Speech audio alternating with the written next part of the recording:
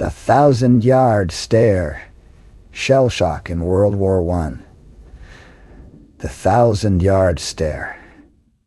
It can be simply defined as the unfocused gaze of someone who has seen too much. It's a characteristic of those who have experienced war and combat zones, and is most commonly associated with the victims of shell shock. Or in today's terminology, PTSD or post-traumatic stress disorder.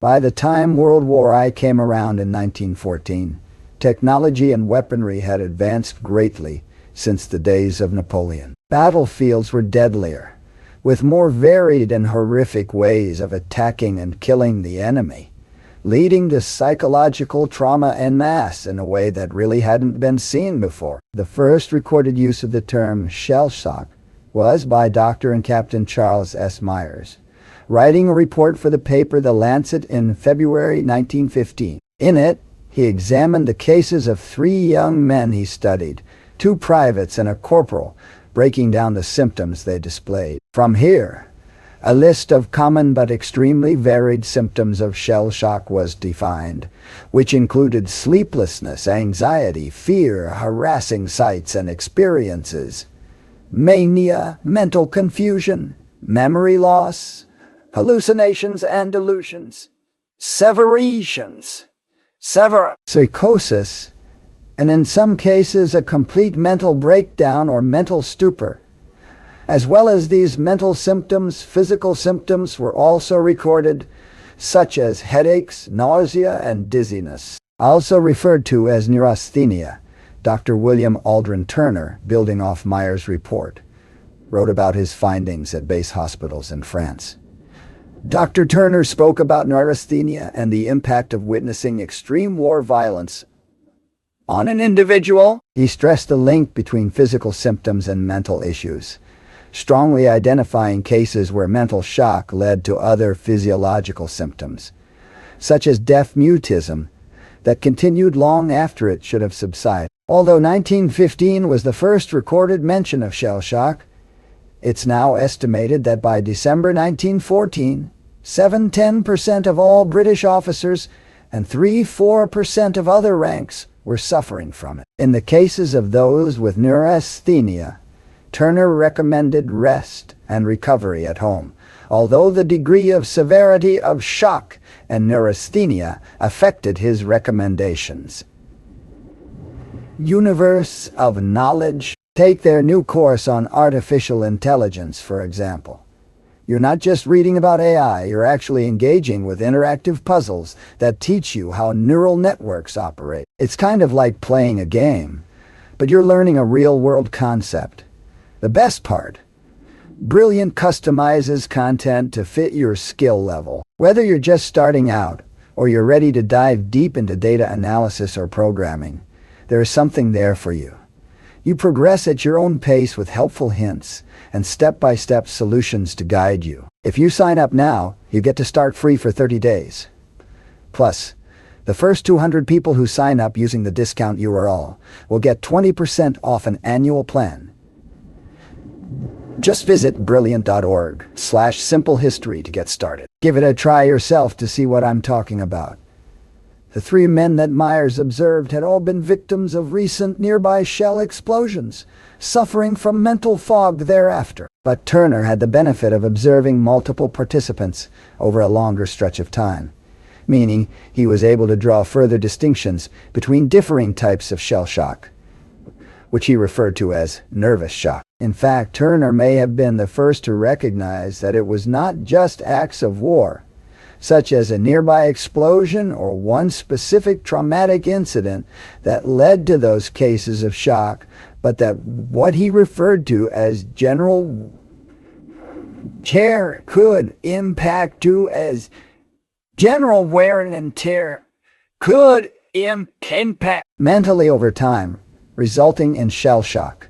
Interestingly, Turner also identified that it's not just war that caused this, but specific war conditions were more likely to cause cases of shell shock than others. For example, Turner observed that the intensity of the fighting on the front lines impacted this.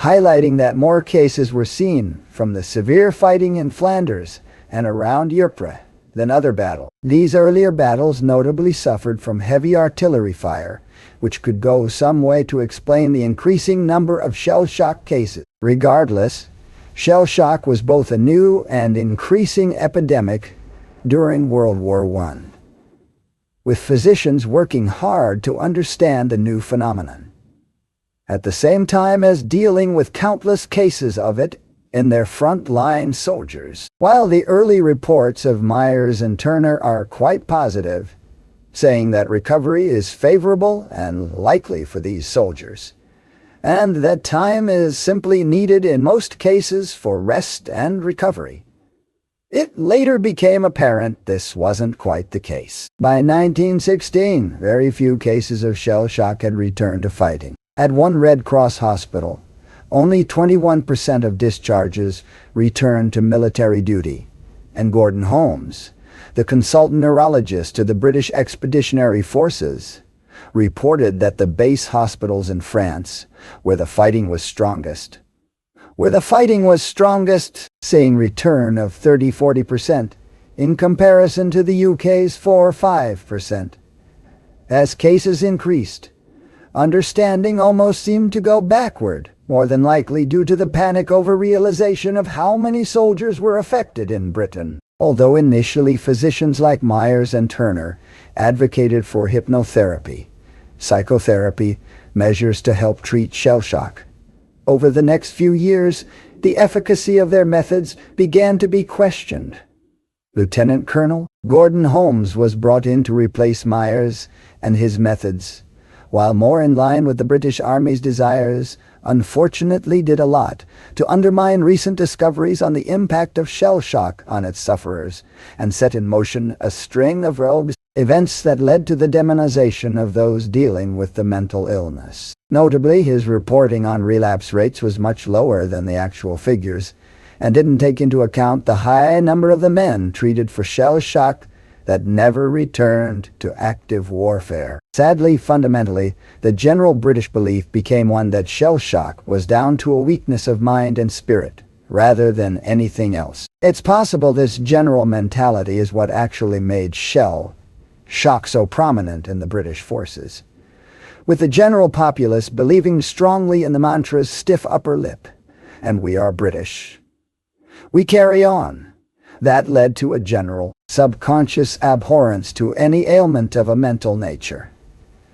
Unfortunately, things only got worse from there for those who experienced shell shock. Holmes subsequently shut Myers centers dedicated to treating the illness, and reallocated them to soldiers with venereal diseases. It is he who we partly have to thank for the decades-long perception of the casualties of war, reducing shell shock to simple cowardice or feebleness of mind. While his legacy may not have been favorable to him, it is somewhat well-deserved, as his actions at the time directly led to some of the harsh treatment methods these patients experienced. For example, the most severe cases of shell shock were shipped off to mental asylums and dedicated hospitals, where treatment ranged wildly from the reasonable to the completely inhumane. The most famous or infamous example of this was the work by Dr. Louis Yeeland, whose methods even then were seen as controversial. Yeeland strongly believed in Faradism,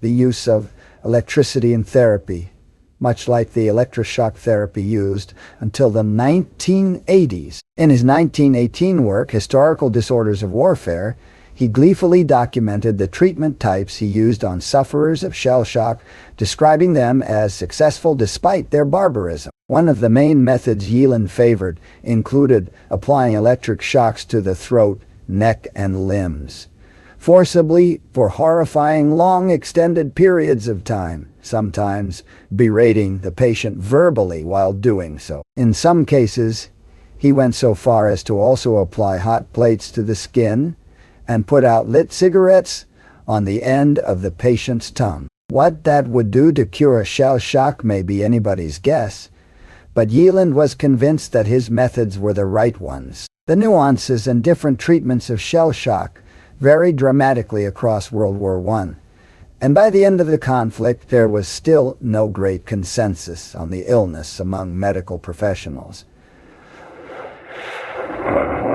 What followed was silent suffering. Soldiers, unwilling or unable to discuss their shell shock, coupled with the disdain and belief of cowardice that stained those who experienced it, meant that over the next decade after the war, little progress was made in understanding shell shock or its effects.